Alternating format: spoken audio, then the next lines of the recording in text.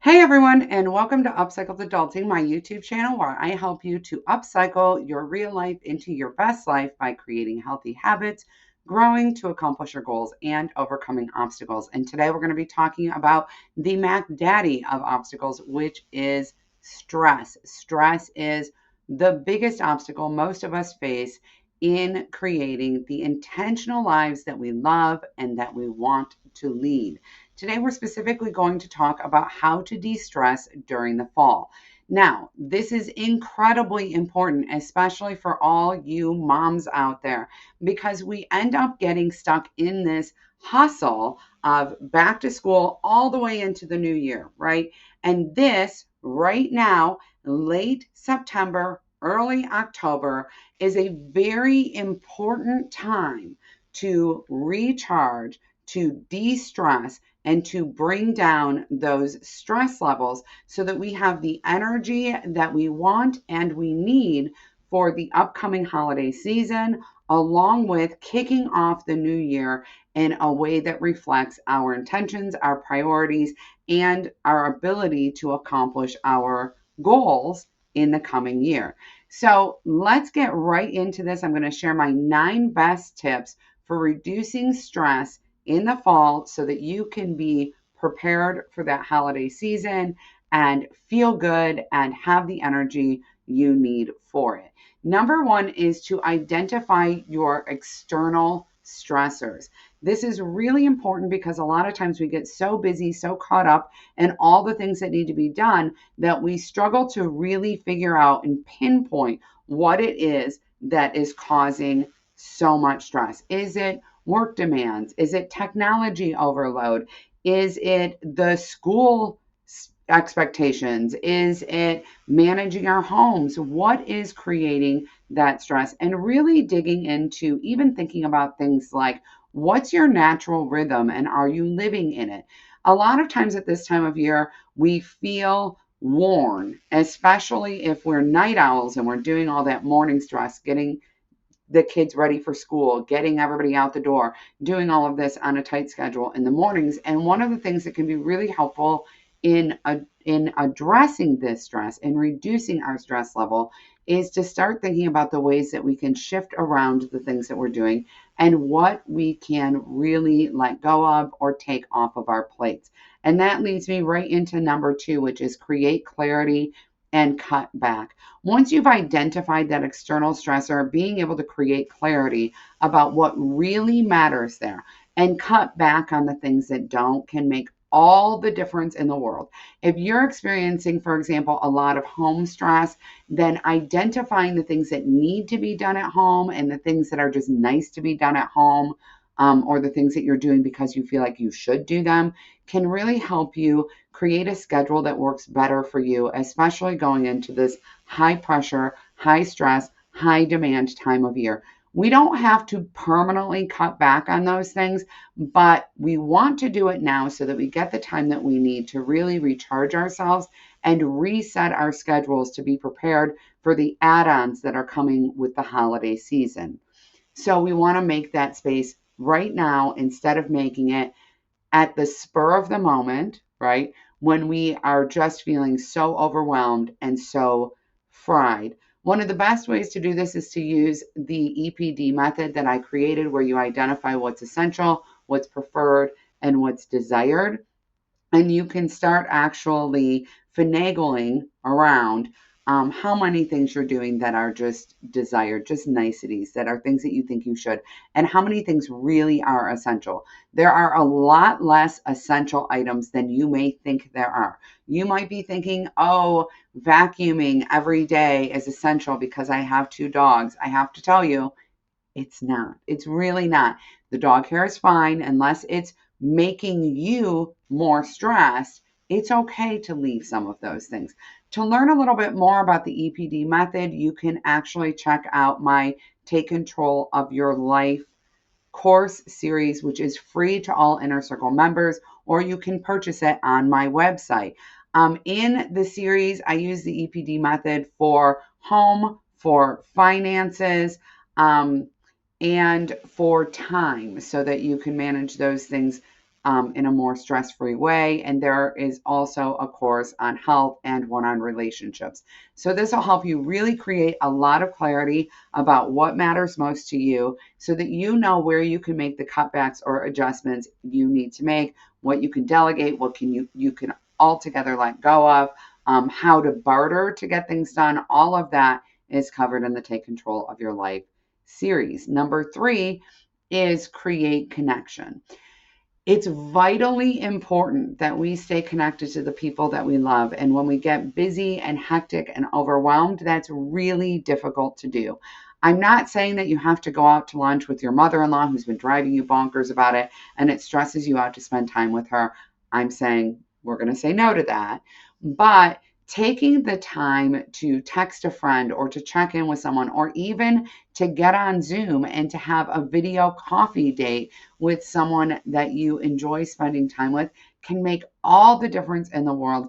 It helps you remember who you are, what matters to you, and it helps you to feel comforted and safe and not quite so alone in all of the busy chaos of life. But we need to prioritize it. In my experience with my clients, this is the first thing that ends up getting nixed from the list. And I want to make sure that you know that if you struggle with this because you feel like I've been so busy, I haven't talked to that person in months, it's going to feel weird to reach out. They probably have been having the exact same experience. There's nothing wrong with that. I dig really deep on how to create connection, how to make new friends, how to create distance from people who are stressing you out more in my stress ebook, which is a 132-page ebook, includes over 20 resources to really dig deep into what's going on for you, help you understand your stress, and help you create clarity around it so that you can relieve that stress immediately. And you can find that as well in Inner Circle. I'll put the Inner Circle link below so that you all know how to learn more about that if it's something that you're interested in. It's not a buy link, it's just a learn more link. Number 4 is ask for help. We often struggle to ask for help because if you're anything like me, you might be a lone wolf, you might be fiercely independent, you may not have had very good examples of people showing up well for other people. You don't want to, no one who wants to be in a healthy relationship wants to be moochy, wants to be constantly needy or demanding. But one of the issues is you cannot create close, meaningful, deeply connected relationships without asking for help.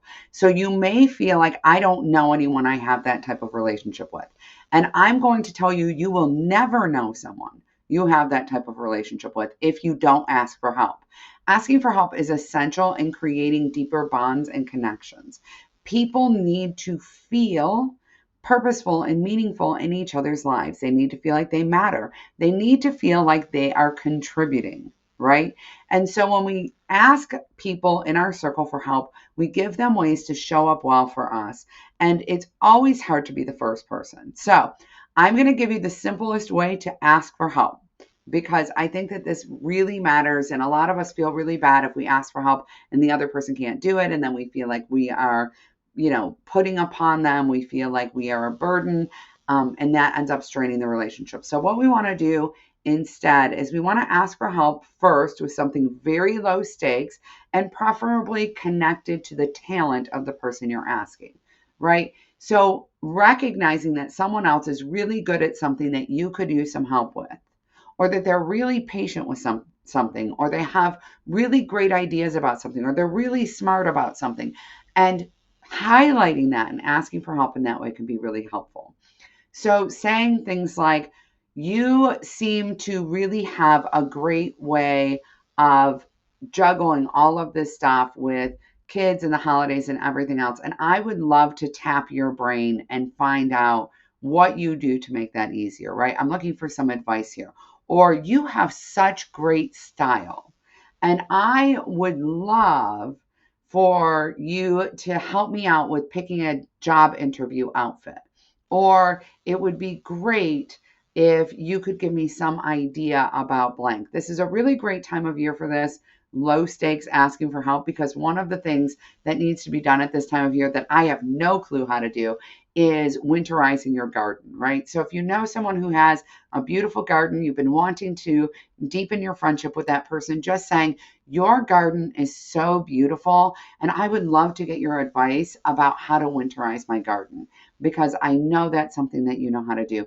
People love to be appreciated and acknowledged for their talents, and they often love to lend those talents to the people in their lives. So give people a way to show up for you. In addition, I want to just make sure that you are mindful of the fact that everyone in your house contributing to the functioning and running of your home helps create more bonded and healthy relationships. So I understand that you may have a partner who doesn't show up well in helping around the house, but it is really important for them to feel like they're contributing to the family and pointing out to them, hey, we need help. We need you to help contribute to the family in this way, can make a really big difference in getting everyone engaged and showing up and pitching in. Number 5 is revise your routines. We tend to get stuck in this idea where we are supposed to have the same routines all the time, right? Same morning routine, same bedtime routine. Maybe you do the miracle morning. That doesn't work for me because I'm a night owl. Whatever that looks like for you, I think it's important to know that not being rigid about your routines can be really helpful. Creating some flexibility or some awareness that either the season, meaning the weather, or the season of your life you're in dictates your routines really matters. It's okay that your routines look different when you're on vacation. It's okay that your routines look different in the fall. It's okay that your routine looks different if you just moved or just had a baby. Those routines need to be flexible. They're meant to serve you. They're meant to support you showing up well in your life. So if they're stressing you out, if your morning routine is too big or too complicated to do when you're also trying to get kids out the door to go to school, it's time to make an adjustment to that morning routine. It's also important to create routines that support your life right now. So, having an after school routine or having a witching hour routine at this time of year is often really important for families. In the summer, that might not matter so much for you and your family. But at this time of year, knowing what we do when we come home from school or knowing how we navigate or transition into dinner time or evening activities can make a really big deal in setting you and your family up for success and much lower stress. Okay, number 6 is fall cleaning. I like to do a little fall cleaning, and I'm going to tell you, if this stresses you out, you just go ahead and skip this one. I like to do a little fall cleaning, and I like to put together a sick cleaning kit that has rubber gloves and disinfecting wipes and things like that, because I have 5 kids. And so what happens in a home with 5 kids or 7 people is that one person will get sick, it'll go around the whole family, and then it'll come back to that first person, because it's been so long since the first person had it that they're not going to catch it again. And that means you can spend the entire winter with everyone in your house passing around the same bug. So we like to put together a little fall cleaning kit where we have some gloves, because I never recommend using disinfectants without gloves or handling anything related to a sick person without gloves. And we wipe down light switches and remote controls and things like that. And we just work that into our cleaning routine.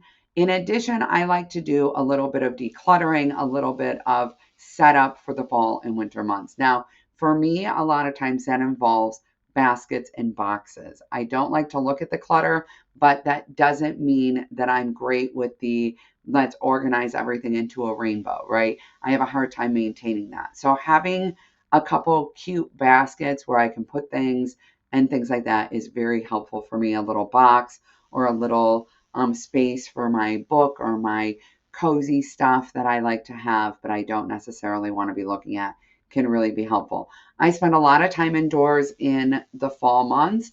I work from home, which means I spend a lot of time in my house. So creating a home environment that feels tidy and really supportive of resting is really helpful for me. Number 7 is move your body. It's always important to stay moving. This time of year is a great time to go for a nature walk, to go for a hike, to enjoy the fall colors, to take photos of all the beautiful fall colors, and to get that last bit of time outside before the winter really sets in. I also highly recommend dance parties, things like that. Making sure that you're moving your body helps to decrease your stress hormones and increase your happy hormones. This is very important at this time of year. And a lot of times we really overlook this coming into the fall and winter. We think about it a lot in the beginning of the year as we're getting ready for summer, as we have maybe health goals for the new year, but recommitting at this time just to being a little bit more active can really help a lot. And it can help a lot with facilitating number 8, which is getting plenty of rest. Not only is it important that we make space in our calendars to get more sleep in the winter, because our bodies naturally need more sleep in the winter, but it's also really important that we give ourselves time to rest. And I mean intentionally rest. Next week, I'm going to be talking about the importance of rest and how to make your rest more restful for those of you who struggle with this. But for right now, I just want to point out to you that getting adequate rest matters. If you don't get it, your body will create shutdowns. And that's why you'll get things like mindlessly scrolling, completely zoning out, losing time, things like that. That's your body's way of telling you that it needs to rest. That's your brain's way of saying, I need a break, and you're not giving it to me. Unfortunately, that checked out, unintentional rest is not very restful. So making sure that we're taking the time each day to just cool off, to just give ourselves a moment of peace or of quiet, to have that evening cup of tea by ourselves, to do some journaling, to just take some deep breaths really makes a huge difference. And this habit, carrying this into the holiday season, is a great idea because it will keep all that chaos somewhat contained and keep it from overwhelming you too much. So we really want to be focused a little bit more on creating some rest related habits at this time of year. And number 9 is find your comfort zone and stay in it. Now, I know that this sounds like a very unusual thing to say, coming from a coach and an intentional living coach. I do not mean that you never stretch your comfort zone. I am a huge believer in stretching your comfort zone, but shooting yourself out of it, no way. Absolutely. That's never a thing that works. That will actually cause you to burn out. It will cause you'll shoot yourself out of it and you'll retract, or you'll rupture that comfort zone and feel really stressed and overwhelmed at all times.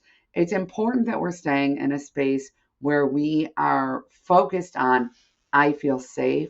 I feel like this is doable. I feel comfortable here. There is nothing wrong with focusing on creating a life of peace and comfort, creating a safe space in your life. Because even when you are stretching yourself, even when you're in a place where you're working on goals or you are putting yourself out there in your business more, things like that, it's really important to know that you always have that safe, comfortable space to lean into, to recharge yourself. Identifying what is your comfort zone, what's your safe space, what helps you feel joy or peace or ease really matters as we're coming into a busy, busy season.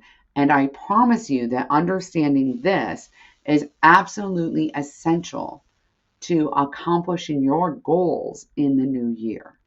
I know that that might sound counterintuitive because your goals require that stretching or that outside of the comfort zone work, but creating that safe space that you know you can lean into when it's tough or you're feeling overwhelmed or you are struggling with fear of failure or fear of other people's opinions makes all the difference in helping you to stay on track. Don't forget to subscribe to my channel. I'm going to be talking a lot more about stress and self-discovery and goals to help you prepare for the new year in the upcoming weeks and months. I cannot wait to see your progress and hear all about it. Tell me in the comments which of these resonated most with you, which one you're going to work to implement in your life more this fall to help you de-stress.